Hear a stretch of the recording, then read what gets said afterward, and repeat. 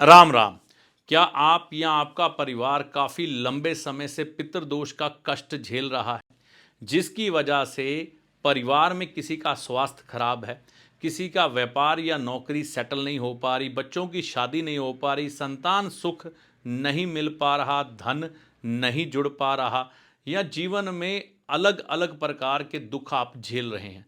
इन सब के पीछे पितृदोष बहुत बड़ी वजह होता है और इस दोष को दूर करने का अवसर हर साल हमें 2 बार या 3 बार विशेष तौर पर मिलता है। वैसे तो आप किसी भी समय इस दोष से मुक्त हो सकते हैं, लेकिन यह अवसर विशेष होता है जिसका नाम है सोमवती अमावस। अगर आप सोमवती अमावस को यह विशेष कार्य कर लेते हैं तो आपकी पत्रिका में पितृदोष जैसी कोई चीज नहीं रहेगी। जानते हैं करना क्या है।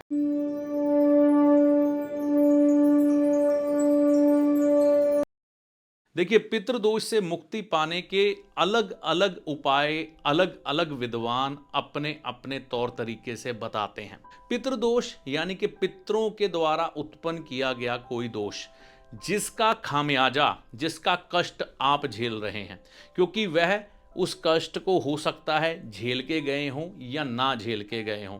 लाल किताब में बड़े विस्तार से इन कष्टों को बताया गया है और उसके बारे में विस्तार से वीडियो मैंने बना रखे हैं पितृ ऋण की श्रृंखला में, तो आप मेरी उस प्लेलिस्ट में जाकर देख भी सकते हैं।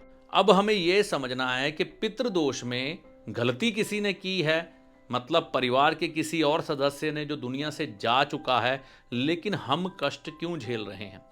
इस प्रश्न का उत्तर ये है, आपके पिता और दादा की कमाई, नाम, शोहरत, दौलत, मकान, जायदाद आपको मिलती है क्योंकि ये प्रत्यक्ष तौर पर आपको दिखाई देती है।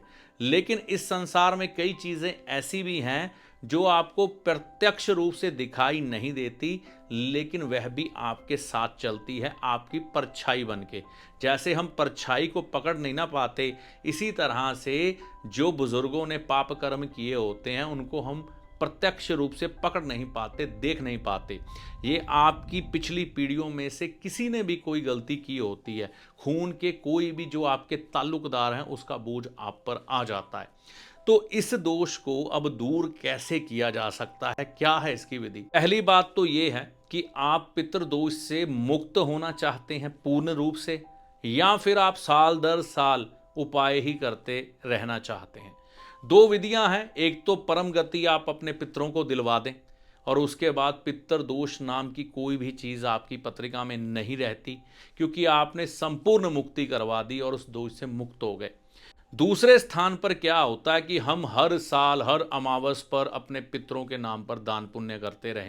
तो अगर आपने अपने पितरों को संपूर्ण रूप में मुक्त करना है तो आपको गया जी जाना चाहिए।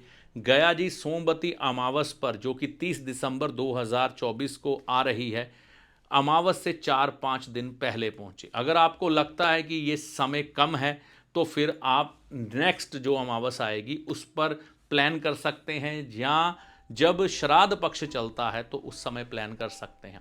तो एक तो विधि ये हो गई।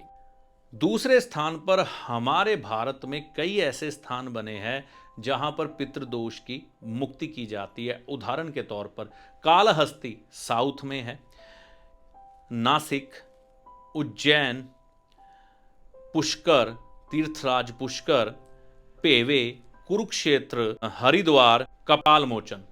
तो ये कुछ स्थल हैं। इसके अलावा और भी सैकड़ों विधियां हैं जिस विधि से पितृदोष की मुक्ति की जाती है। मैं ये कह सकता हूं कि अगर आप गया जी नहीं जा सकते तो आप इन स्थानों पर जो आपके नज़दीक पड़े वहां पर सोमवती अमावस को पहुंचकर अपने पितृदोष की शांति करवाएं।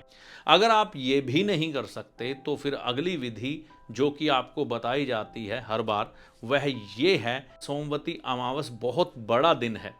इस दिन दान स्नान का विशेष महत्व है।